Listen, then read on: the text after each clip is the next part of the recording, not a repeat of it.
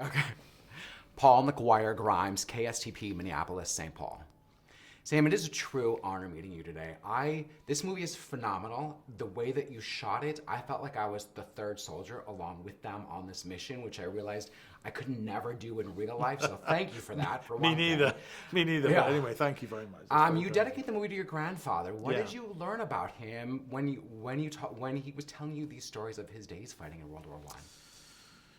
Well, the first thing I learned about him was how lucky he was to be alive. I think that so many of the stories are about, just the thin line between life and death, and how many of his friends died alongside him, and how his existence was as much to do with chance and coincidence as anything else. There were never stories about heroism and bravery. There were more stories about the human cost of war. So, yeah, I mean, they stayed with me all my life, obviously. Yeah. And one story he told in particular was a story about crossing no man's land with a message at dusk. And in that image of that tiny man in that vast panorama, with the dead all around him, that really stayed with me. And I thought, well, what if that one man were to just keep going with that message? And that was the basis of this movie. What advice do you have? What do you say to people about why history matters so much? And what can we take from what happened in World War I and people like your grandfather and then apply that to today? Yeah, well, the first thing to say is I don't want to make a history lesson. Do you know what I mean? I don't think you need to know anything about World War I to watch this movie. It's about the human experience of war. So I don't want to ever feel like they have to go for a lesson, you know. On the other hand, it was a war where the world changed. It changed, all the boundaries of Europe were redrawn. It was the death of a whole generation. It was the beginning of modern warfare. It started with horses and carts and ended with tanks and machine guns and weapons of mass destruction. So it was a world-changing war. And for me, in the UK, it casts a huge shadow, much bigger even than the Second World War. And it's also a war that is not that well explored by movies because it's a very static war. But this movie has emotion to it, so it felt like we could tell it across a different and constantly evolving landscape. I feel it is in danger. It's nearly 100 years now over 100 years since it ended, and it's in danger of being forgotten.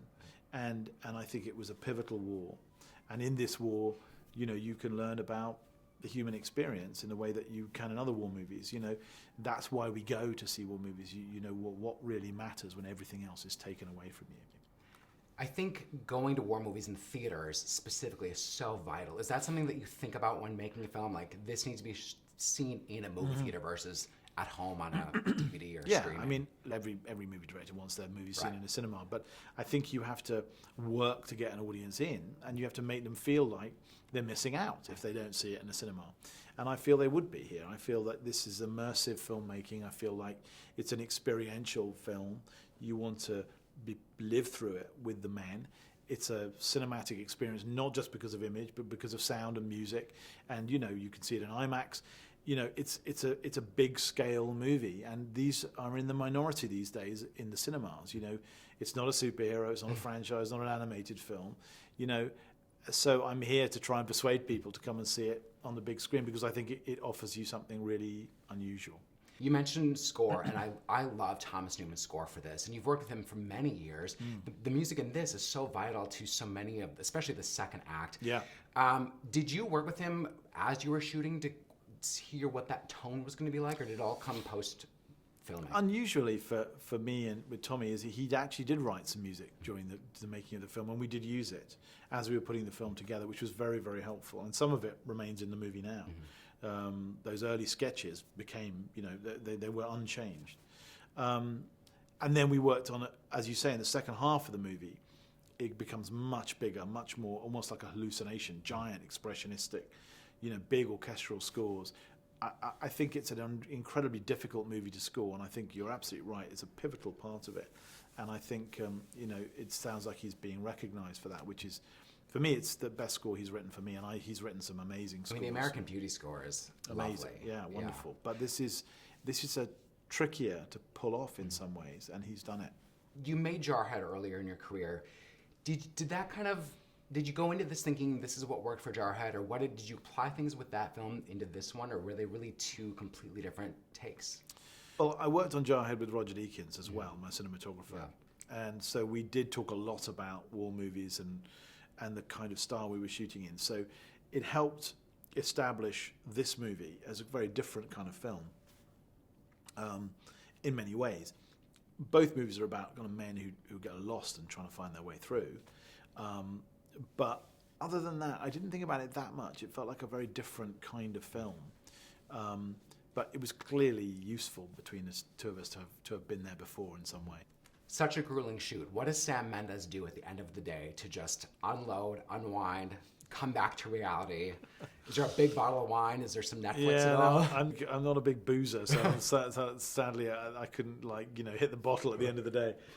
Talk to my kids and my wife, and remember that there are more important things than movies, and watch football on TV. That's basically it. Mm-hmm. Thank you very much. It was a real treat talking to you today. Thank you very much. Thank you. Paul McGuire, Grimes, KSTP, Minneapolis, St. Paul.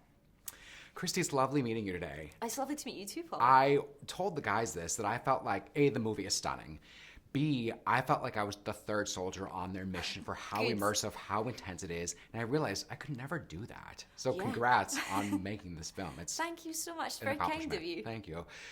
What did you learn? What stuck out with you in the research that you did in writing it with Sam? There was a huge amount of research. And actually, I'd been fascinated by the First World War long before this film, when I was growing up.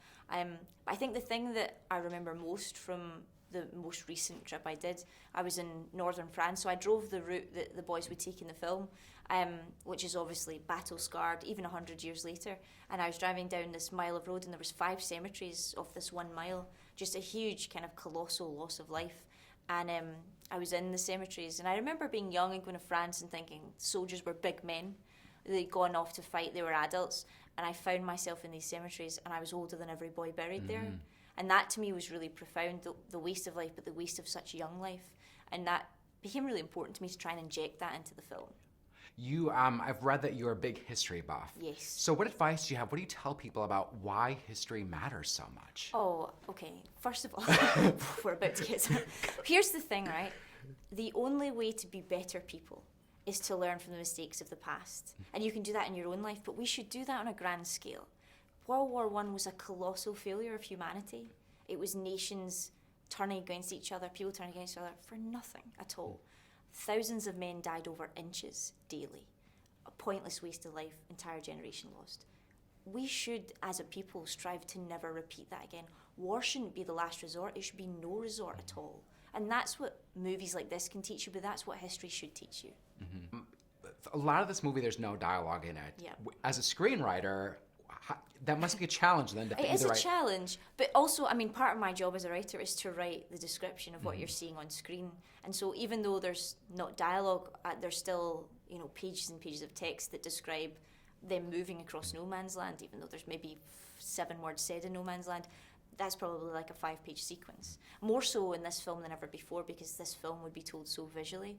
So that made me really, Sam and I had to up our game in how we would tell that on the page. Is that how you two collaborated with Sam's eye of what he wanted these scenes to look like? Well, I mean, no, it was very much we both collaborated on everything. Sometimes I had visual ideas, sometimes him, sometimes I led with the character, sometimes him. It was a real kind of 2-person match. In fact, when I read the script, I can't really tell where my work ends and his begins, and I think that's, as a collaborator, what you strive for.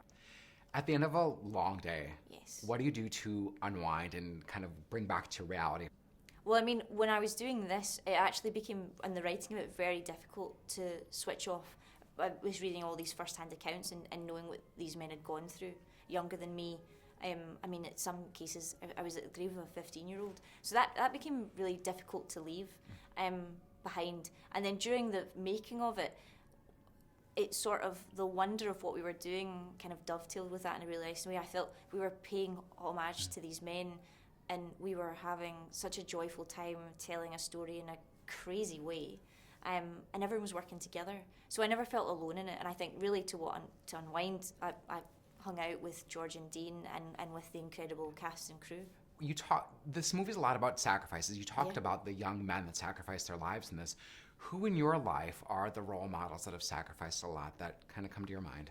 Well, in a very different way, my mother. Mm-hmm. My mum was a single mum, and she sacrificed so much for me to have an incredible education, to have time with her as well. It was a huge sacrifice that she did, and I think that happens every day behind the scenes. People don't necessarily realise it, and now as I'm getting older, I realise just how many intricate little things she did for me that I probably didn't appreciate enough. And she's getting a nice Christmas present. That's so funny. What do you think that we can take away from World War I, and this movie, sure, too, that we can apply to today? Well, here's the thing. You don't have to know anything about the First World War to sit and enjoy this film. I say enjoy, to sit and be immersed in this film, because it's entertaining. But the thing that it's really about is what you would do to save someone you love. And I think having to question that in our own lives, what lengths we go to protect people we love, and that idea of duty and sacrifice, it isn't always to a country or to a god or to a nation. It's very often to each other. And so hopefully people will take away the idea of like, when we as a civilization work together, it's really special. We can create peace, which is what war movies, the characters are usually trying to do. And if we can do something like that, if 5 people walk out of the cinema on Christmas Day and are like, oh, let's try and write some peace on earth, then I would be very happy. Amazing. Thank you so much. No, I thank appreciate you. it. That was No, a phenomenal way to end. So Oh, thank good. you. Yeah. I worked No, it was Christmas. lovely.